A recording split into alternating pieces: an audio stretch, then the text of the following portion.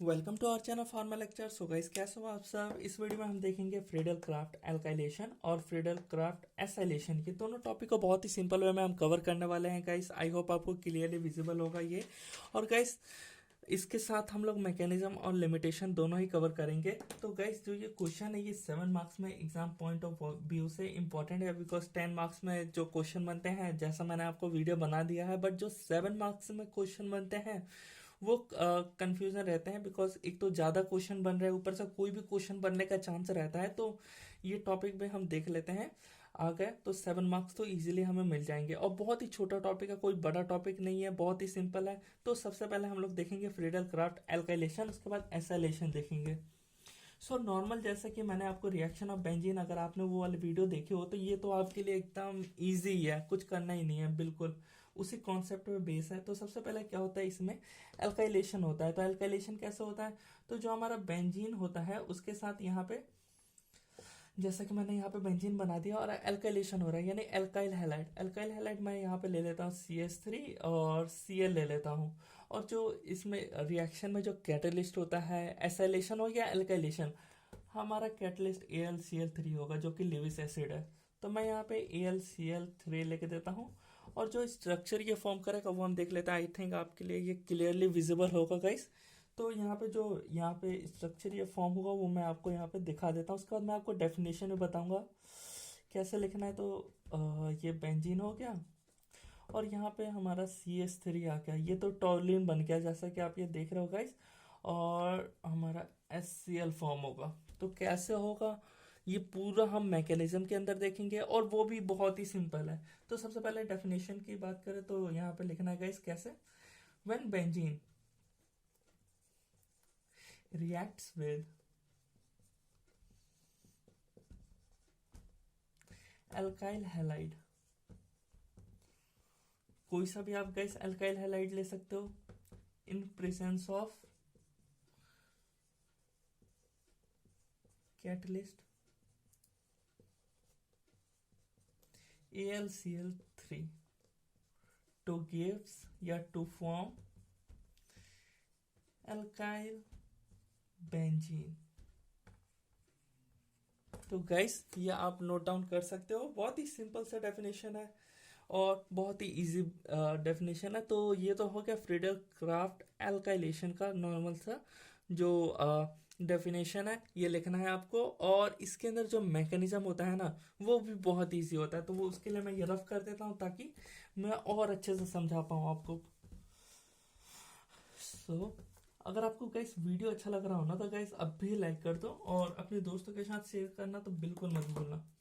तो मैकेनिज्म, जैसे कि रिएक्शन ऑफ बेंजीन में मैंने आपको बता रखा है, बिल्कुल वैसे ही 3 स्टेप में मैकेनिज्म खत्म। सबसे पहला स्टेप क्या होता है गाइस, अगर आपने रिएक्शन ऑफ बेंजीन पढ़ रखा हो तो उसमें हम करते थे इलेक्ट्रोफाइल को पहचानना, यानी फॉर्मेशन होता था इलेक्ट्रोफाइल का। और सेकंड में क्या होता था, सेकंड में जो इलेक्ट्रोफाइल होता है वो रिएक्ट करता है।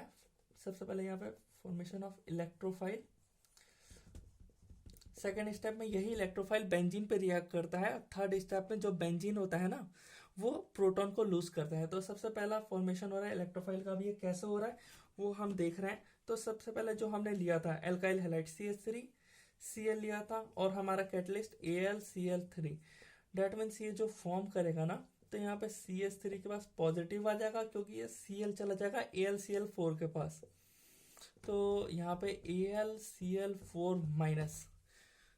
अब सेकेंड स्टेप में क्या होता है ना, इसकी जो फॉर्मेशन हुआ है इलेक्ट्रोफाइल का, यही इलेक्ट्रोफाइल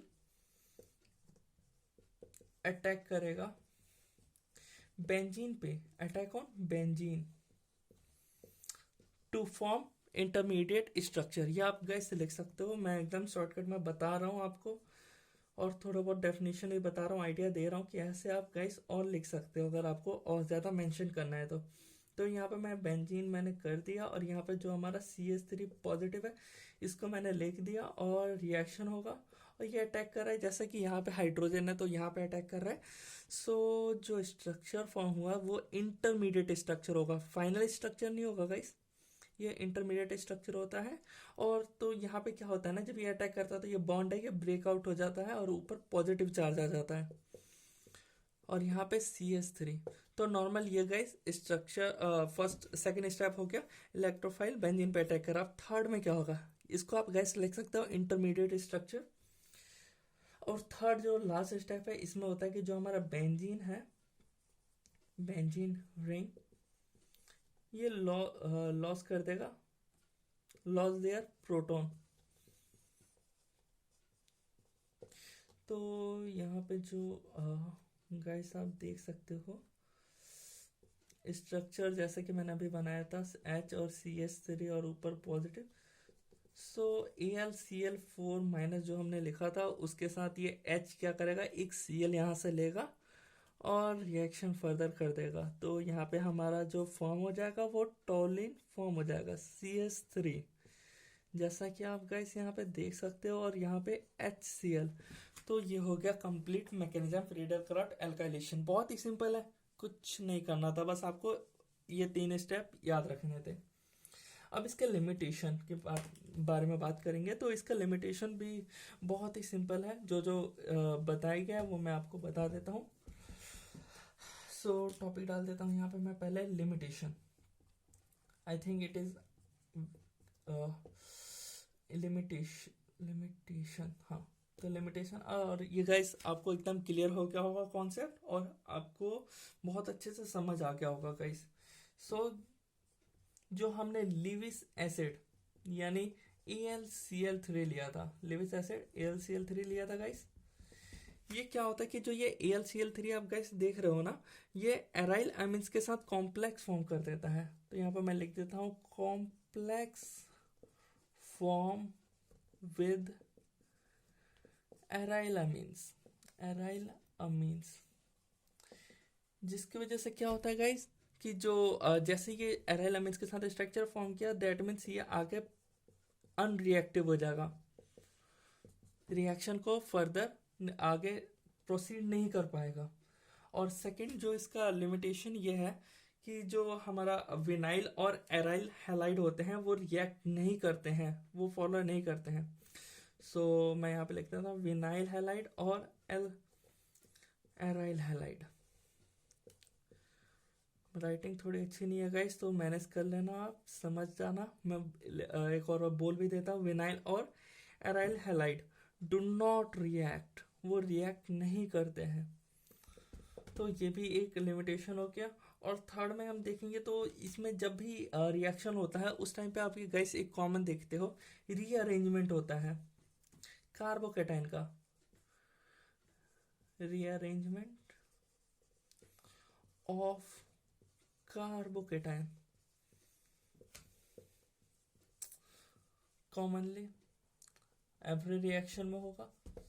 सो ये हो गया थर्ड। और लास्ट जो पॉइंट है इसमें क्या होता है कि जो फ्रीडल क्राफ्ट एल्काइलेशन होता है, Friedel craft alkylation only for बोल सकते हैं बेंजीन एंड इट्स डेरिवेटिव्स, जो इसके एक्टिवेटेड डेरिवेटिव्स होते हैं। सो अब हम इसके, ये तो हो क्या लिमिटेशंस, ये सिर्फ बेंजीन और उसके डेरिवेटिव्स के लिए होता है, और रीअरेंजमेंट होता है कार्बोकेटाइन का। तो ये सब तो इसके लिमिटेशन होते हुए, और ये टॉपिक हमारा होता है खत्म। अब हम बात करेंगे फ्रीडल क्राफ्ट एसाइलेशन। और एसाइलेशन में जो हम कैटलिस्ट यूज करते हैं वो AlCl3 होता है, और रिएक्शन भी बिल्कुल ऐसी होती है, बस एकदम थोड़ा सा माइन्यूट सा चेंजेस होता है। बट जो जो मैंने प्रोसीजर यहाँ पे फॉलो किया है वही वहाँ पे फॉलो किया है। बस यहाँ पे यहाँ पे एल्काइल था तो यहाँ पे एसाइलेशन हो रहा है, तो एसाइल हैलाइड का हम यूज करेंगे। सो अगेन मैं सबसे पहले आपको समझा देता हूँ क्या होता है कि जो बेंजीन होता है इसके साथ रिएक्शन होता है, किसके साथ, तो एसाइल। एसाइल के जनरल अगर हम देखेंगे ना तो ये वाला स्ट्रक्चर हमें मिलना चाहिए, C डबल बॉन्ड O का। So guys C double bond O देख रहे हो, ये हमें मिलना ही चाहिए। तो यहाँ पे मैं एक एसाइल हैलाइड ले लेता हूँ। सो कोई सा भी मैं ले लेता हूँ, CH3 ले लिया, और single bond C double bond O, और ये तो यानी ये क्या हो गया, एसाइल क्लोराइड हो गया। और जो हमारा लेविस एसिड कैटलिस्ट के प्रेजेंस में मैंने रिएक्शन कर दिया, जिसकी वजह से इसने जो फॉर्म किया वो स्ट्रक्चर पहले बना देता हूँ, उसके बाद आपको बताता हूँ।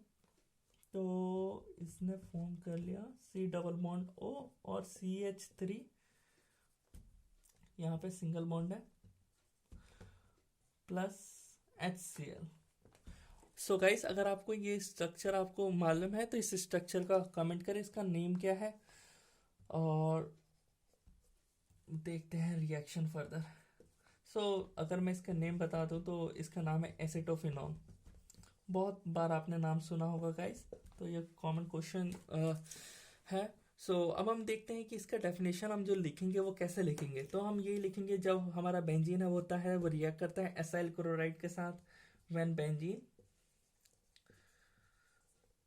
Reacts with